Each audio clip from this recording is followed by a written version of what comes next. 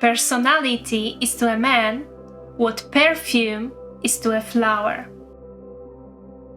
Trait number 1. Openness to experience. People who score high in openness love new ideas and think outside the box. They are super curious about the world, creative, and open-minded.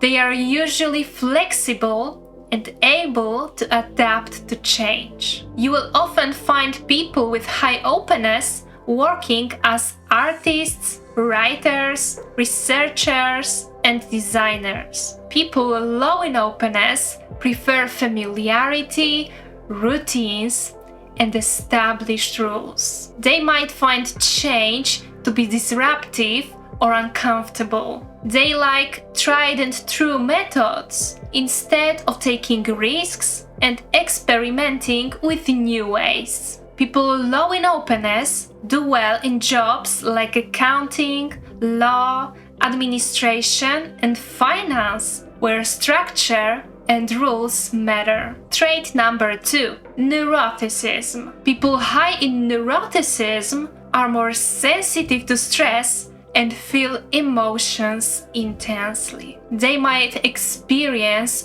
frequent mood swings and could worry or have self-doubt. But this sensitivity makes them detail-focused and aware of potential risks, which helps them stay cautious and careful. High neuroticism can be an asset in jobs that need a high level of risk awareness, like financial analysis, lab work, or research. People low in neuroticism are emotionally stable, resilient, and calm under pressure. They handle stress well and don't experience strong mood swings. This makes them dependable in high-stress situations and helps them keep a calm attitude in tough times. People low in neuroticism excel in jobs that require emotional strength,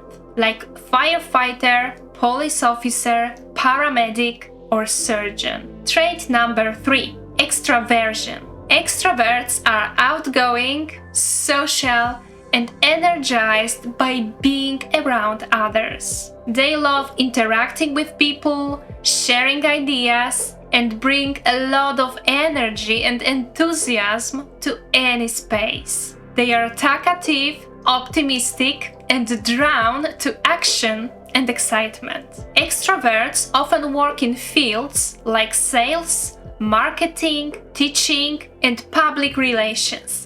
Basically anywhere they can work with people and keep things moving. People low in extraversion are known as introverts. They are usually more reserved and comfortable with alone time. They often prefer smaller groups or solo activities and feel most at ease in quiet, low stimulation environments. They do well in careers that allow for independence and minimal social interaction, like IT specialist, graphic designer, editor, or accountant. Trait number 4. Conscientiousness. Highly conscientious people tend to be reliable, responsible, and disciplined. They are super organized, detail-focused, and goal-oriented, which helps them get things done and stay on track.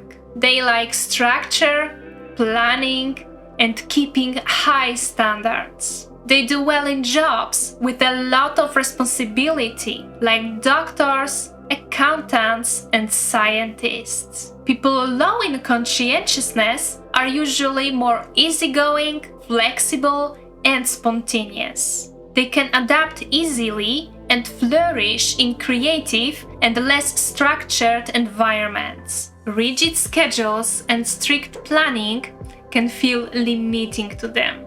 You will often find them in fields that allow for freedom and self-expression, like art, music, acting, or writing.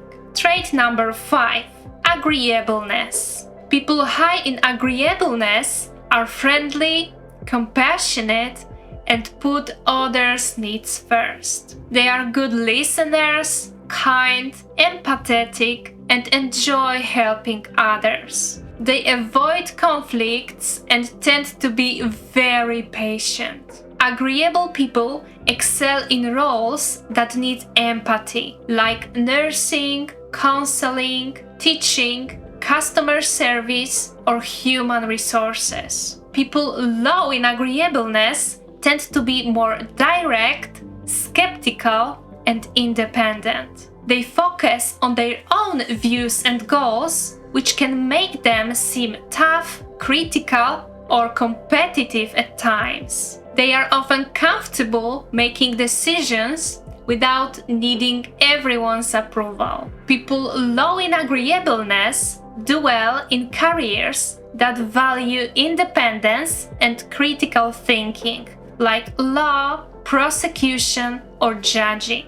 All these personality traits make up what's known as the ocean types. We each have a bit of every trait. Some traits are stronger and more obvious, while others show up less. Can personality be changed? Personality traits tend to stay pretty stable in adulthood. Small changes can happen over time, but they are generally not super drastic.